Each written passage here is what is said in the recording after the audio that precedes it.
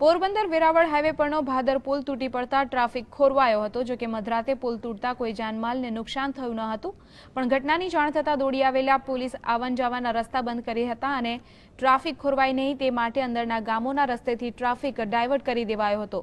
જો કે રાતના સમયે ડિઝાસ્ટર મેનેજમેન્ટની કામગીરી પોલીસે જાતે કરવી પડી હતી।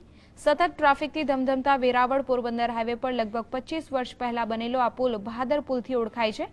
પુલ તૂટી જવાને કારણે 50થી વધુ ગામોના 5000થી વધુ ટેલિફોન બંધ થઈ ગયા છે। નોંધનીય છે કે આ રસ્તા પર સોમનાથ દ્વારકાના યાત્રીઓની સતત અવરજવર રહે છે, પરંતુ મધ્યરાત્રિના સમયે ટ્રક પસાર થયા બાદ આ પુલનો લગભગ 200 ફૂટ જેટલો ગાળો તૂટી પડ્યો હતો।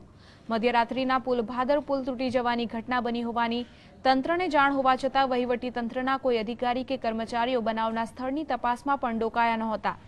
તો બીજી તરફ ક્વોલિટી કંટ્રોલની 5 ટીમો પણ આ મામલે તપાસ કરશે।